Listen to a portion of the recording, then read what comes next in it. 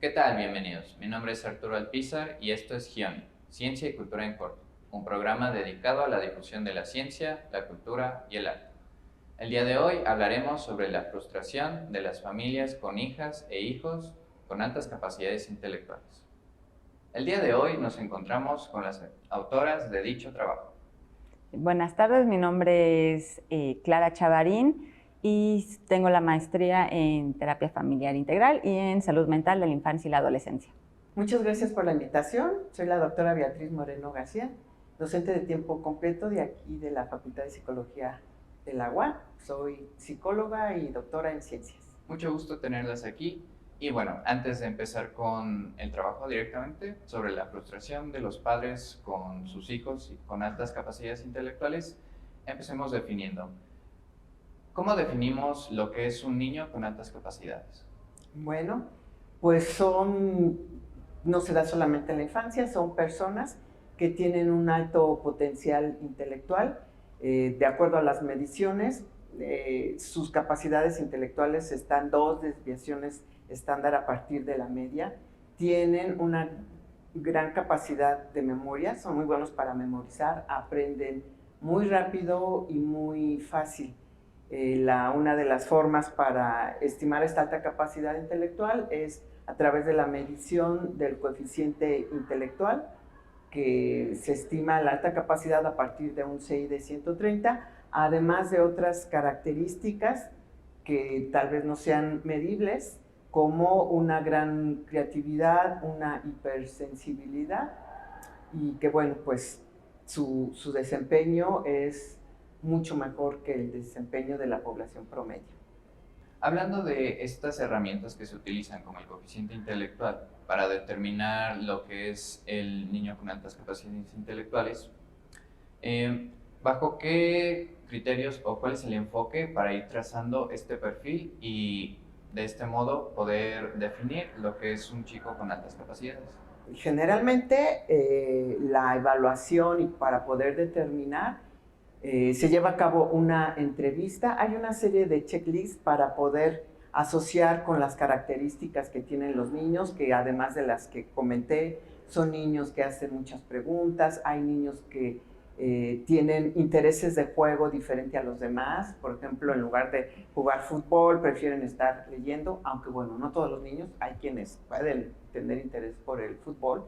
Hacen muchas preguntas, son muy cuestionadores, son también hipersensibles. Entonces no solamente es la aplicación del instrumento, hay que hacer una entrevista, se hace la evaluación del coeficiente intelectual. También se exploran cuestiones como habilidades sociales, porque a veces también ahí hay una serie de características, algunos de ellos tienen un gran potencial de liderazgo. Entonces se consideran varios factores. A veces las maestras en la escuela identifican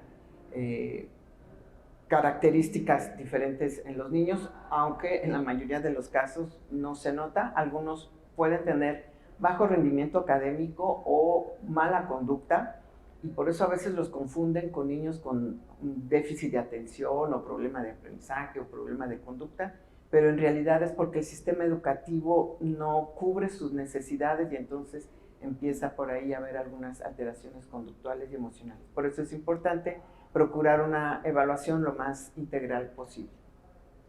Y bueno, también vemos que en su trabajo se menciona que estos chicos tienen ciertas cualidades en cuanto a alta sensibilidad. También podemos observar que existe una alta expectativa o de cierto modo un cierto perfeccionismo por parte de ellos, y de cierto modo esto desencadena también muchas veces lo que es la frustración en los niños. Y bueno, ¿cómo es que estas variables, estas cualidades de estos chicos se relacionan entre sí? Y de acuerdo con el punto de vista de la psicología, ¿cómo definimos lo que es la frustración? Yo quisiera comentar que cuando se habla de alta capacidad intelectual, nos remite únicamente a cuestiones cognitivas, pero hay que considerar que las personas con alta capacidad intelectual también tienen una hipersensibilidad emocional. No es únicamente el intelecto, la verdad es que inteligencia y emociones, no es que tengamos un lado del cerebro intelectual y el otro emocional, ahí hay un trabajo en conjunto. Entonces, Así como son muy inteligentes, también son muy hipersensibles, tanto a la tristeza, al enojo, a la frustración, al perfeccionismo, incluso también de emociones positivas, de mucho júbilo, mucha emoción. Entonces, de acuerdo a los reportes de padres de este país y de otros en familias donde tienen niños con altas capacidades, pues una de las principales preocupaciones es la baja tolerancia a la frustración. Por eso el trabajo aquí de la maestra Clara Chavarín fue muy atinado, porque bueno, ella justamente es nuestra experta en el tema de la frustración. Y bueno, contestando tu pregunta respecto del concepto o la definición de frustración, hay varias escuelas dentro de la psicología y cada una de ellas tiene una visión respecto de la frustración. La que nosotros consideramos tiene que ver con una reacción emocional una vez que hay un estímulo que ya la persona o el ser vivo estaba esperando y puede que o no se dé o se dé en una mayor cantidad. Eso va a generar una serie de reacciones y de conductas emocionales en esta persona o en este ser vivo que lo esperaba, y de ahí pues tomamos este concepto para aplicarlo a nuestra investigación. Y bueno, hablando de lo que es la frustración, también algo que juega un papel importante en esta investigación es lo que es la tolerancia a la frustración. ¿Cómo se define ahora lo que es la tolerancia a esta frustración? Pues esta tolerancia tiene que ver con la capacidad que tiene, hablando de la persona, para adaptarse a las nuevas condiciones. Entonces, obviamente, entre mayores herramientas tenga para adaptarse al nuevo escenario, pues esto va a implicar una mayor tolerancia, ¿no? Entre menos capacidad tenga para adaptarse, pues vamos a tener una menor tolerancia. Y también se ha identificado que tolerancia a la frustración y agresividad van de la mano, de una forma inversa. Entonces, a mayor tolerancia a la frustración, menor agresividad; a menor tolerancia, mayor agresividad. Y pues es así como se van haciendo estos ajustes. El fin último es lograr la adaptabilidad de la persona al entorno y a las nuevas condiciones. Y bueno, parte del trabajo también es el enfoque de lo que es el entorno de lo que son estos hijos e hijas con altas capacidades intelectuales, en el cual se toma en cuenta el entorno inmediato, que es la familia. ¿Cuál sería el rol de la familia en el desarrollo de estas personas con altas capacidades? Pues bueno, creo que es fundamental. Habrá que considerar que justamente uno de los motivos por los cuales se hizo esta investigación es porque papás y mamás de niños con altas capacidades están desinformados, muchas veces ni siquiera saben que sus hijos tienen altas capacidades, entonces no saben por qué los hijos reaccionan de tal manera, y cuando tienen estas hiperreacciones, pues ellos tampoco saben cómo reaccionar ni por qué. Entonces, de ahí considerar la importancia de hacer esta investigación, porque definitivamente el entorno más importante para el desarrollo de un individuo pues es su familia. Así que se consideró fundamental hacer esta investigación, que no fue una investigación solamente de obtener datos, sino de hacer una intervención con los papás para darles herramientas de cómo ayudar a sus hijos y ellos mismos a trabajar esa tolerancia a la frustración. Y bueno, dada la frustración de los diferentes chicos con estas altas capacidades, el cómo sus familias influyen en este desarrollo, pero a la vez también la necesidad de estas herramientas para que este desarrollo sea óptimo, que no frustre demasiado o que permita la adaptabilidad de estos. ¿Qué organizaciones o qué herramientas en el entorno social se aporta para el desarrollo de estos, para la guía de estos padres o para el seguimiento de estos chicos? Quisiera poder tener una lista o dar varias sugerencias, pero el problema es que niñas y niños con altas capacidades son un grupo minoritario, vulnerable, porque no son identificados, no son atendidos, Y entonces sus papás también tienen una serie de limitaciones para poder hacer la mejor intervención. No hay los suficientes espacios ni esfuerzos para atender a esta población. Así que, pues, resulta muy importante, consideramos, el trabajo de intervención que se hizo en la Facultad de Psicología, en la Maestría de Salud Mental para la Infancia y la Adolescencia. Muchas gracias. Enseguida regresamos, vamos a un corte. Mi nombre es Arturo Alpizar y esto es Gioni, Ciencia y Cultura en Corto.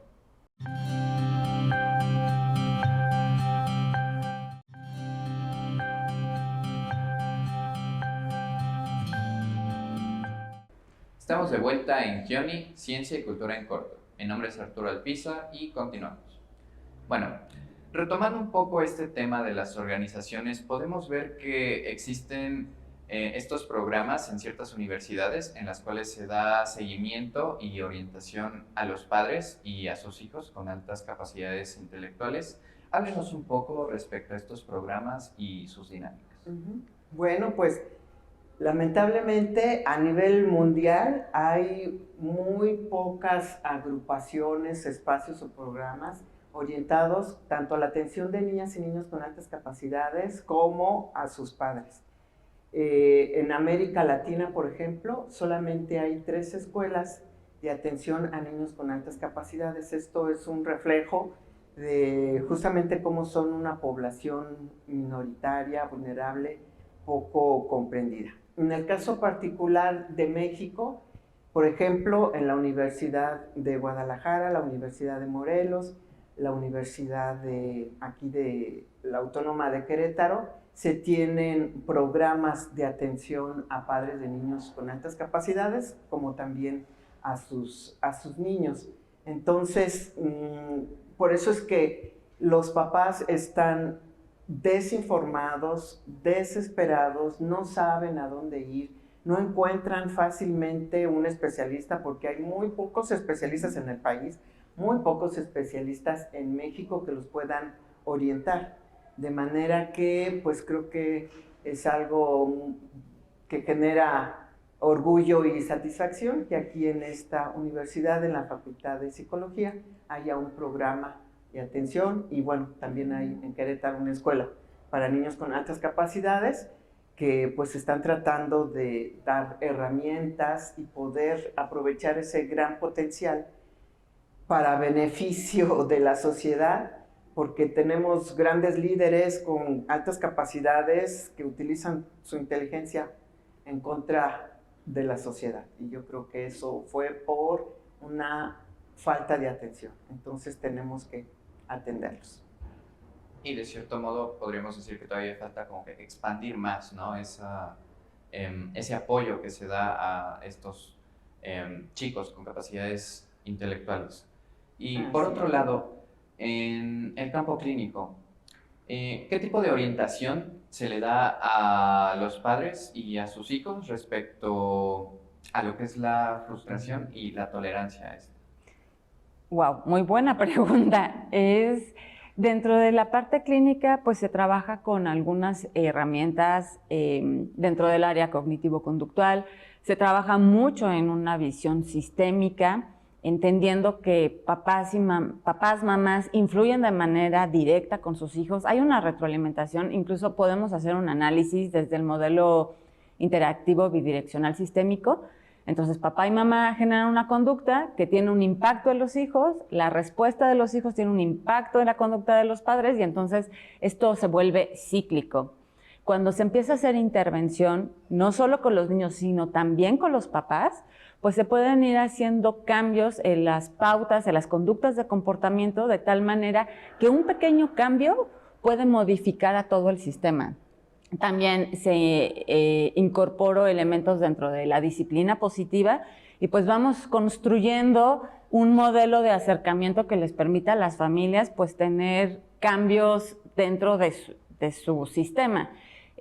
Como no todos los niños con altas capacidades tienen el mismo perfil, porque dentro del universo de las altas capacidades, pues hay niños que tal vez puedan tener una mayor actividad, hay niños que tienden a ser más pasivos, hay niños que son más sensitivos, más sensoriales, hay niños que son más emocionales. Entonces, pues vamos haciendo un traje a la medida, literalmente, de cada una de las familias para que pueda dar respuesta a sus diversas problemáticas, y pues eso también implica un reto porque cada familia es diferente. Ya entrando un poco más en lo que es el trabajo que se hizo de investigación, vemos que utilizaron como referencia esta prueba, evaluación, cuida, cuestionario para la evaluación de adoptantes, cuidadores, tutores y mediadores. Cuéntenos un poco sobre este cuestionario y cómo se va segmentando o cómo va evaluando lo que es en este caso diferentes cualidades de los padres.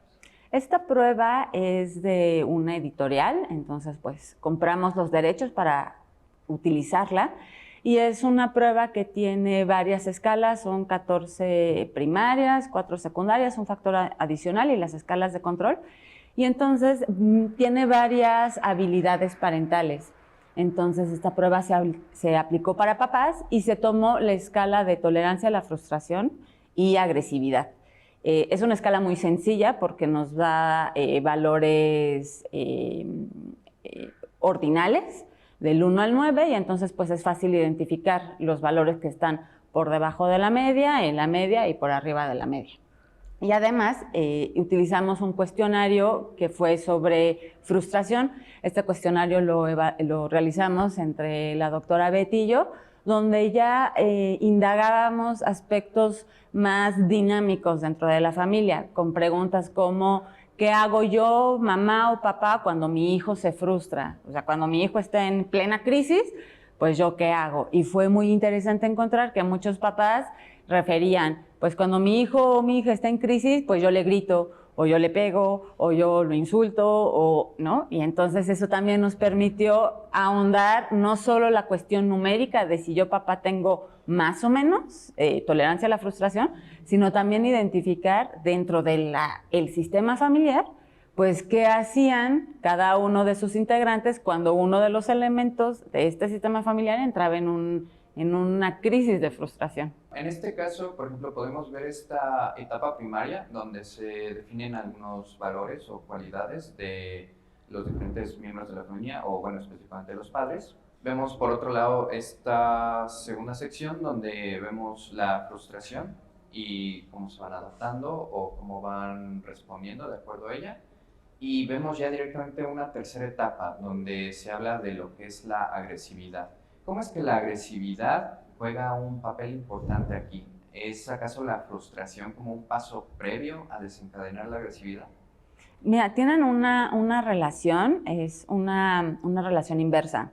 Se ha visto que a mayor tolerancia a la frustración, menos agresividad, porque tengo más herramientas para adaptarme al entorno.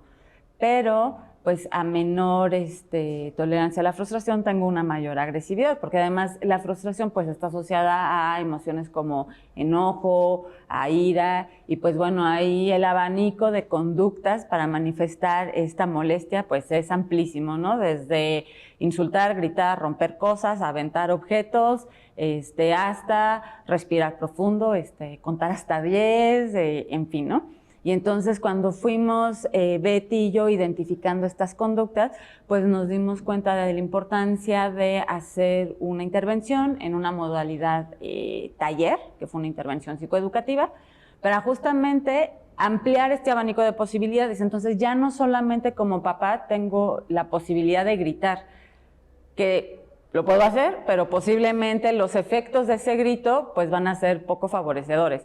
Pero aparte de gritar, me puedo aislar, puedo mojarme la cara, puedo comer algo frío, en fin, ¿no? De tal manera que me permita, pues, tener una manifestación de mi frustración que sea mucho más amable, por así decirlo. De modo que se pueda canalizar, pues, esa agresividad y no repercuta o daña a un tercero, ¿cierto? Así es. Okay. Por otro lado, ya entrando un poco más en el estudio, ¿qué tipo de población fue la que se tomó en cuenta para este estudio? Pues tomamos a los papás de hijos con altas capacidades. Ese era parte de uno de los requisitos, que tuvieran un hijo con altas capacidades intelectuales. Ese era el único. Y a partir de ahí, pues empezamos a trabajar con los papás. La investigación fue complicada porque fue durante el periodo de pandemia, y entonces, pues todos vivimos la incertidumbre de ya vamos a regresar a nuestra vida como la conocemos, ya van a regresar los niños a la escuela, y conforme fue pasando el tiempo, los plazos pues se fueron incrementando, estos plazos de estar en aislamiento social, y también por otro lado implicó una mayor carga para papás y mamás, y bueno, para todos, pero para ellos fue muy complejo porque además de que tenían que cubrir con sus actividades diarias de trabajo, del hogar, de crianza, se les sumó la parte de formación y de asistencia académica a los niños. Y muchos de estos papás pues no tienen los conocimientos o la habilidad para sentarme contigo a revisar la tarea, te voy a explicar la lección de matemáticas, etcétera. Entonces, esto pues tuvo un mayor impacto, y aunado a ello, pues empezó a haber familiares que se infectaron, personas que se enfermaron, personas que fallecieron, y todo esto sumó a, si de por sí es una población de papás que cuando llega con algún especialista ya llegan muy cansados y muy frustrados por todas las puertas que han ido tocando y por poca información que han obtenido y esta incertidumbre. Además a eso hay que sumar la carga derivada de la pandemia, de mi enfermedad, y bueno, también hubo esta situación económica muy fuerte, pues que fue el que muchos papás y muchas mamás se quedaron sin trabajo o sus salarios disminuyeron. Entonces, pues todo esto abonó a que los niveles de frustración de manera natural se fueran muy arriba, y pues todavía sumar la carga emocional que implica el tener un hijo con altas capacidades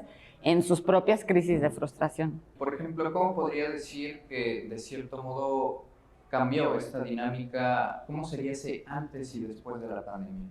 Justamente con estos instrumentos que utilizamos en la evaluación, pues pudimos ver este cambio. Como no lo teníamos proyectado en la pandemia, creo que nadie de nosotros sabía de qué se trataba una pandemia, pues fue muy complicado como proyectar y considerar el antes de la pandemia y el después de la pandemia, porque las variables iban cambiando cada semana. Pero sí notamos un cambio, y eso fue lo más interesante, este cambio que los papás empiezan a hacer para tener un mejor manejo sobre su propia frustración, y por ende el aprendizaje que los niños empezaron a tener de los papás. Eso también fue súper interesante. Y bueno, antes de terminar me gustaría hacerle una última pregunta. Por ejemplo, aquí se mencionaba que se orienta a los padres para tener un acercamiento, digamos, en sus actividades diarias, en la escuela. Sin embargo, ¿cómo se le orienta para que tenga este acercamiento emocional con el hijo? Uy, eso también es otro tema, ¿no? Pues es de un primer momento ayudarles a los padres que puedan conocer y entender cuáles son las características de estos niños, porque es muy común que los padres puedan asumir y darle un nombre como es que me está retando, es que es berrinchudo, es que quiere llamar la atención, y cuando les podemos hacer saber que todo esto es una propia percepción del papá porque tiene que ver con las necesidades propias de la población, entonces eso ya les hace como un cambio, ¿no? Ya no es no es un tema de poder, sino es más bien porque tú funcionas así, y como tú funcionas así, entonces mi acercamiento tiene que ser desde esta comprensión de cuáles son tus necesidades, respetar tus necesidades, y entonces evitar este enganche que es muy común que se dé con los papás. Yo agregaría que la mayoría de las personas con altas capacidades no saben que tienen altas capacidades porque nunca han sido evaluados. Entonces, si los papás no saben que tienen un niño con altas capacidades y los niños tampoco saben, entonces están perdidos. De manera que, sumado a lo que dice la maestra Clara, pues algo fundamental es la identificación, para que los papás puedan orientar su quehacer educativo en función de las necesidades de sus hijos. Bueno, aunque el tiempo no nos apremia, pero nos gustaría hablar un poco más, de parte mía me gustaría agradecerles y de todos los colaboradores que hacen esto posible, y muchas gracias por estar aquí. Gracias por la invitación. Gracias. Muchas gracias. Mi nombre es Arturo Alpizar y esto es GION, Ciencia y Cultura en Corto. Hasta pronto.